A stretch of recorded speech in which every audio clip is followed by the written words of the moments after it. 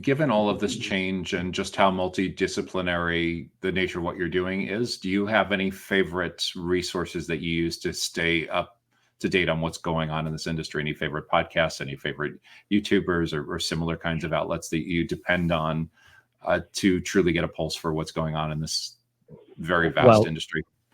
I think all of the above. I think to that discipline of reading outside of what you do. So since I was almost my first sort of years in work, I've had a feedly.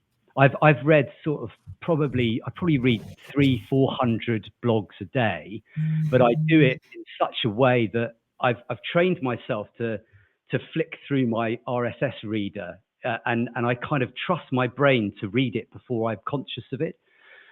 So I mean, all of the usual kind of suspects in the industry are great, and they're wonderful kind of podcasts, both your side and our side of the pond. But also, I think there's energy and battery tech and energy tech podcasts, I think, are really, really important. And then actually the wider ecosystem of technology, again, this kind of software layers, if you like. I think there's you can't be too wide, if you like, when you're approaching it, when you're approaching the industry we have.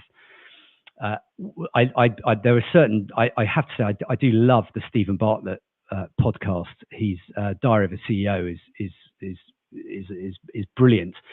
Not necessarily for the specifics of our industry, but just in terms of kind of the mindset of running a business.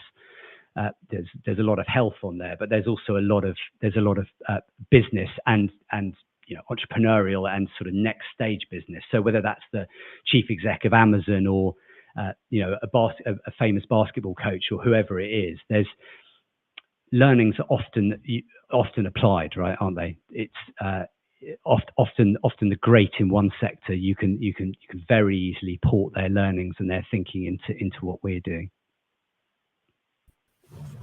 Yeah, that's truly fascinating with how many discrete pieces of information you're consuming on a daily basis to synthesize all of this and figure out the pulse of where this is going, in addition to probably the even more valuable part of having dozens of conversations every month with stakeholders to get a feel for how they're approaching this on a local. I test myself. So if I've got 400 to read, I'll flick through. And if I notice something, I'll stop. And then I have gone back over those 400 and thought, right, I'm going to read them and see what I've missed, what I would have tagged otherwise. And it's amazing. But 20 years of your brain just being kind of, I mean, God knows what it's done to God knows what it's done to distraction or your ability to actually.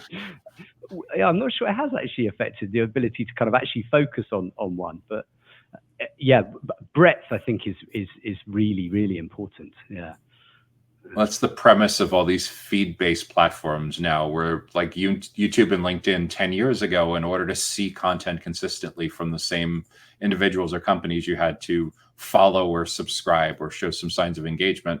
They've all gotten smart enough now to know that if you stop and you're hovering over a post for 30, 40, 50 seconds, that's a micro engagement, and they know they're going to keep showing you that creator over and over again to increase your time on a platform. So yeah, and then there's this whole phenomenon in the last couple of years, the TikTokification of the world, where everything's getting broken down into 59 seconds or less. And that is brutal, and we all suffer from that. I've just finished a brilliant book called The Anxious Generation, which is Jonathan Haidt talking about the effect of social media on particularly on our kids' brains. I think there is I think I'm putting you in my age bracket, Joshua, but I think we were fortunate enough to live in a world before perhaps some of our ability to keep concentrating for more than 10 minutes. But yeah, no doubt our brains are being rewired. That's for sure. Yeah.